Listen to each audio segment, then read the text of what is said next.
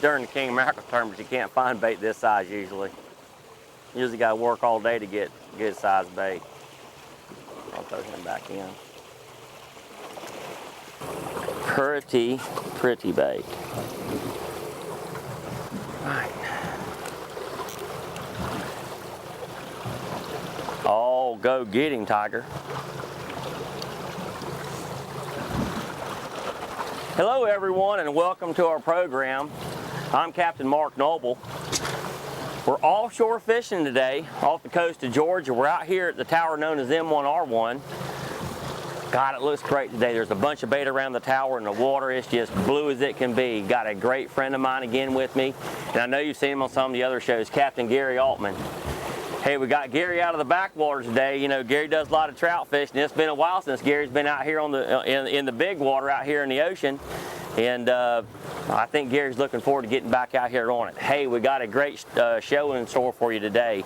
We're going to try to catch some king mackerel. The reason for coming out here to R5 Tower, the M1R1 today, was to try to get some good bait and perhaps fish around this tower. And if we can't get our fish here, we're going to go somewhere else. But look, you'll want to watch this show. This ought to be pretty neat stuff. Live bait fishing for king mackerel off the coast of Georgia. Stay tuned. There he is. Tell you what, Gary, take it out of gear. All right. And we'll just drift down this other side of this tower. All right. This bow comes around. What I'll do is I'll move up to the front of the boat and we'll try to run him down. All right. But he doesn't appear to be dragging a whole lot of line out right now. But watch out of the line over there, Gary. That thing might get bit. Matter of fact, Gary, bump it in gear straight ahead. All right. Let's come straight out this way a little bit. All right. And watch that line, see if we don't get bit on it. There it is. Is that him right there hitting it? Well, he's something scared him to death. Well, he's going to get him in a minute. That's one thing about them live bait. That's him, Gary. That's him, baby. Double down. Right there. 2 lines and on there. There we go, Gary. Yeah, he's hooked. He's hooked as good as he'll be hooked. Burn it up. Oh, man. Gary, we just put the baits in the water. Was that quick enough or what? Oh, any quick I couldn't have stood it. Come here, baby. It's okay. See if I can get that thing around here. There we are.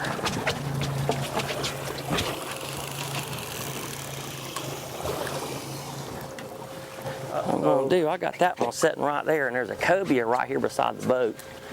And so what I might do is try to take full advantage of that and see if I can't find something for him to eat. See if we can't find something for him to eat. How you doing, Gary?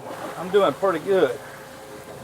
He's trying to make a run for it again. Oh yeah.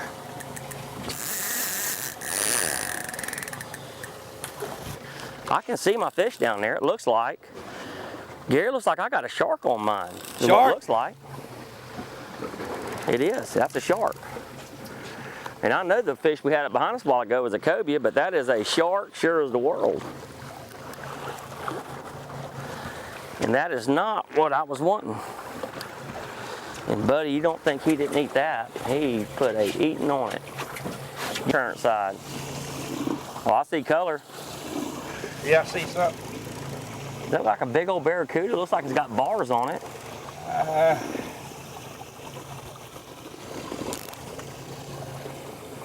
Can't really tell yet. It's just a little bit deep. Yeah, it's cuda. God, it's a big barracuda. Let me get this out of my hands right here. A great big barracuda.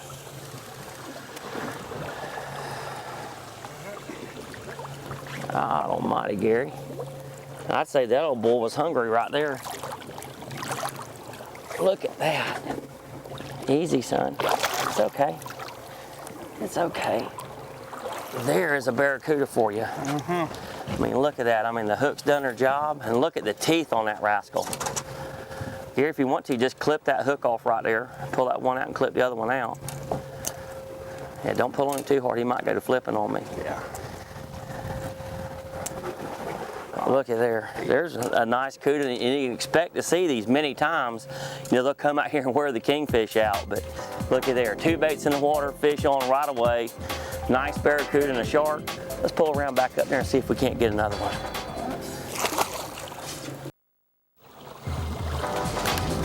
so far, I think our record of keeping the bait in the water has been probably about 3 minutes. And we're staying real busy. You know, a lot of people when they come out here to fish offshore, they're not really sure what kind of tackle they need to bring, and really the main thing to consider is anytime you're out here, especially if you're going to fish more than one line, is make sure you have a reel with plenty of line capacity on it. I mean, I got over 500 yards of line on this reel right here at 20-pound test line, and you know, sometimes it's not that you can't run a fish down, you can, but what happens if you hook up 2 or 3 large fish? If you don't have enough line, somebody's fish is going to get pulled off. So if you get a chance to come out here and you want to do some fishing, be sure and have a good setup, a good rod, a good reel, plenty of line. And of course, not like the live bait fish, you know, many times I'm going to find me a rod with a real soft tip, because you can actually watch that bait swim off your rod tip, and it'll almost telegraph a bite that's fixing to happen. In this case right here, I'm fishing an 8'6" rod, and you know, I also fish 7-foot rods. Usually about a 20-pound class rating is about the top end that I want to see for live bait fishing. If you got a real hard rod, it just doesn't seem to let the bait have enough action.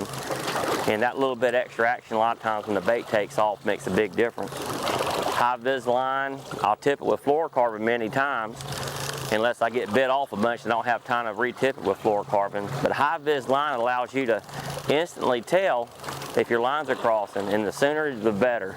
Because sure enough, if 2 monofilament lines cross, and I've said it before, one of them's going to break, and you just got to hope it's not your fish. So if your lines come together, get shoulder to shoulder with your partner, look down the line, and hey, straighten it out as fast as you can so both y'all can catch your fish. Let's find out. It is a tail hooked king mackerel. Hooked him right smack in the tail of all places to hook a kingfish. That's not the best one. Gary, can you hold this for me, please? I got it, bud. Let me see if I can't get him without getting a hook in me. I'm gonna let you have a little slack here. All right. Whoop.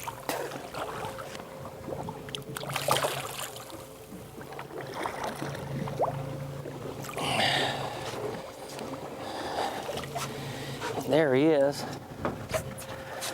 There's a king mackerel right there. That's what we came looking for. And that rascal right there, just check out the teeth in that fish. Now, that's why we fish wire many times when we're fishing for kingfish. We call them monofilament leaders. But having a wire leader is almost absolutely important, because, buddy, when they bite down, something's going to get cut. And this right here, you know, it's probably about a 8-pound kingfish, 7-pound kingfish. This right here is a great eating size fish to eat. And of course, he is big enough to keep. And what you'll do is, you know, many times, I think it's a 3 fish per person limit here in Georgia. But, you know, small kingfish are the ones you want to take. The larger fish, I'd say the fish above 15 pounds, let them go and keep the smaller ones if you want to take something to eat. But here we go. We got to start on the kingfish. A great day of fishing. Plenty of fish. Man, Gary, the action's been good. I mean to tell you, I about sweat to death on these things right Well, here I'm soaking wet. That fish got wet, but I've had a pretty doggone good time so far myself. And we're going to put this fish right here back, and we're going to go out and try it again. I'm going to get us right back in that same spot again. Right there in that slick.